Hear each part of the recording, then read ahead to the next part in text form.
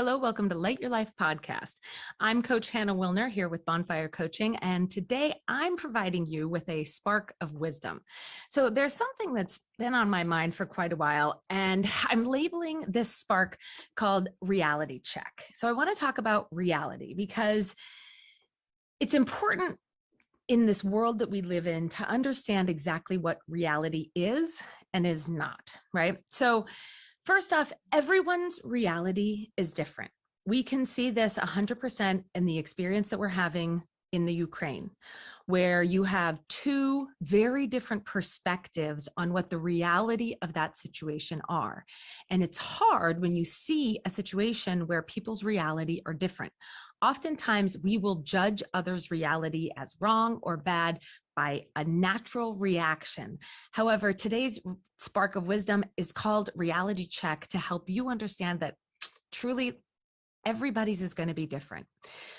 We also have different realities when it comes to our cultures. I remember traveling around the world and going to all these different countries and seeing how very differently the culture accepts women, accepts public displays of affection, accepts buying things or negotiating, haggling. I mean, every country, every culture has its own approved way of doing things and then judgment on what they view as incorrect. Remember, this is just based on the country that you grew up in. Take that a level down and let's talk about family of origin, right? I mean, there are different family taboos that some people have. I remember sitting next to a political candidate that I was working with, and she said, I'll never forget the first time I had a large glass of wine and I took a big swig and my grandma reached over and grabbed my leg with her nails and said, ladies, do not chug wine. Well, my grandma never told me that. Not that she necessarily chugs wine, but it's one of those where we have certain family taboos. I moved from Montana to New York to California to Texas. And let me tell you, all the culture in all of those states are completely different. Everybody operates a different way. Each person's reality seems to be true for them, but may not be true for another person. And that's not their fault necessarily. The other thing that's important to understand as your reality check is that reality is based in a specific point in time. We can only look at this now moment. There's a quote that I'm going to get to later on, but just understand that reality is always based in this moment as we understand it. Because when we look back or expect forward, we're changing what we're seeing based on what we've experienced and what we know at this point. At this point in time, my reality may be something that 10 minutes from now or 10 years from now, I'll have a different understanding of my reality. Okay. So everybody is different. This is important to know. Now let's define what reality is. The definition is that it's real, it's actual, it is factual. And another definition that I prefer is that reality is just an individual observer's own subjective perception of what's occurring in front of them. So that subjective perspective brings me to a point that I talk about all the time in coaching, and really if you're just in my life, which is the importance of perspective, right? So the subjective perception of what's real is really only our perspective that we're holding around that, the perception that we're seeing or the lens that we're seeing, whatever the situation is. So what happens is we assign a point of view, our own point of view to the situation and call that reality.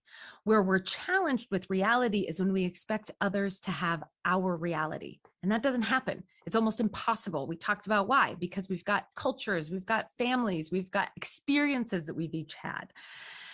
So understanding what reality is and is not is really important for us as individuals because it helps us to get along in the world in a little more fluid and peaceful manner.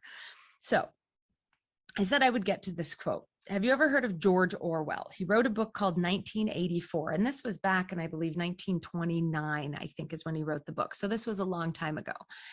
His quote in the book says, "Who controls the past controls the future, and who controls the present controls the past."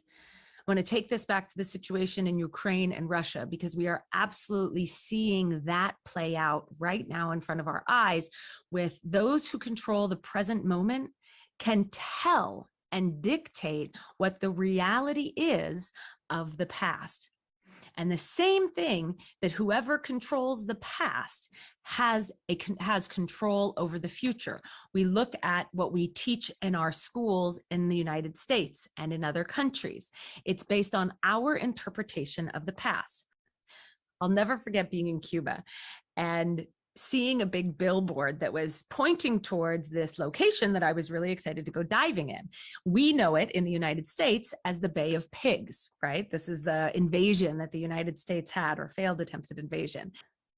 In Cuba, they have a huge sign that talks about the triumph, the Bay of Triumph, because for them, they won. So their reality was that it wasn't a failed invasion or a failed attempt. It was a true triumph for the Cuban people.